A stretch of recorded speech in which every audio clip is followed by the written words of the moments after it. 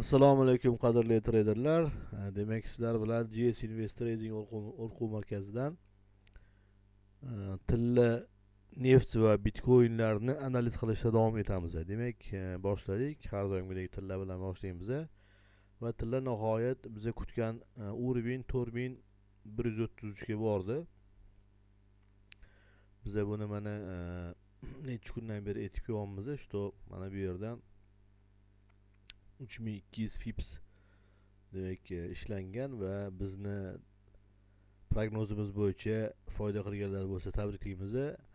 Jami oladigan bo'lsak, mana bu tochkadan biza mana bu yerdan boshlang'ich joyidan biza signal berganmiz 2-3 oy oldin. Bu yerdan jami hisoblaydigan bo'lsak, jami 8000 punkt profit qilingan общий hisobda D1 grafikida.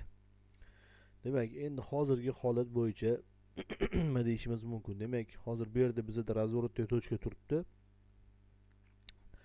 va razворотный точkadan taxminim bo'yicha bozor ozgina уже orqaga atkat olsa kerak. Kerakcha keyin уже kuzatamiz. Bizda demak diapazon 3800 va 4103 oralig'ida bo'ladi. Shu yerdan demak tepaga bo'lsa demak dальнейший рост, pastga oladigan bo'lsa уже bu yoqqa demak bozor pastga qulashi mumkin. Kuzatishda davom etamiz. Bu D1 grafiki. Demak, 1 soatlik time frame ga o'tadigan bo'lsak, 1 soatlik time frame da biza o'tgan safar men aytgan edim, что mana xuddi aytganimdek ugl bozor yorib chiqib, mana bu high обновление bo'ldi. 4000 demak 60. Demak 4060 обновление bo'ldi va proboy bo'lgandan keyin keyingi уровеньga, bu ham proboy bo'lib, yana keyingi уровеньga bordi va mana bu yerdan 4166 dan bozor 800 pips pastga demak tashlab berdi. Demak, gan urovillari juda ham yaxshi reaksiya beryapti bozorga, ko'ryapsizlar. Buni necha efirdan beri aytib kelyapman. Va hozirgi holat bo'yicha bizda diapazon 4160, 4166 va 4113 oralig'ida bo'lyapti. Va bu yerdan bozorni qat'iy yurishiga qarab demak xulosa qilamiz. Keyingisi Bitcoin'da demak ko'ryapsizlar, mana ugl chiroyli demak bu diapazonni ushlab turibdi.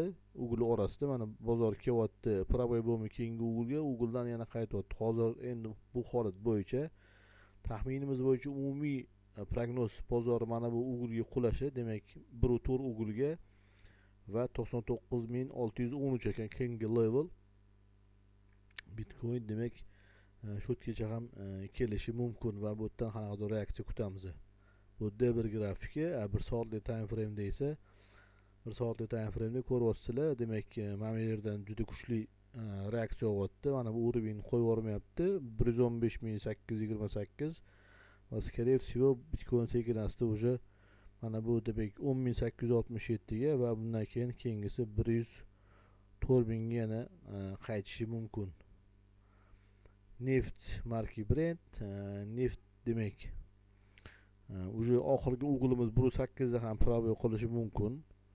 Agar yorib o'tadigan bo'lsa, retest уже keyingi уровень bizada $58 ga tushib ketishi mumkin. Ya'ni lokalniy minimumni demak yangilashga mana bu zonani. Va 1 soatlik time frame ga o'tadigan bo'lsak, 1 soatlik time frame da mana ko'ryapsizlar уже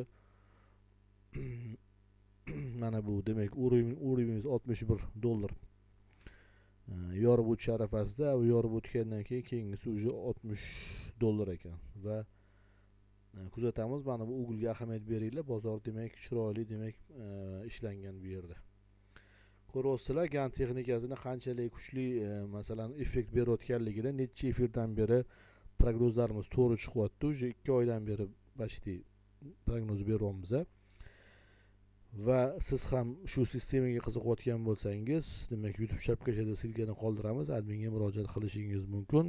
Kanalga obuna bo'lib qo'ying, like bosishni unutmang. Xayr, salomat bo'ling.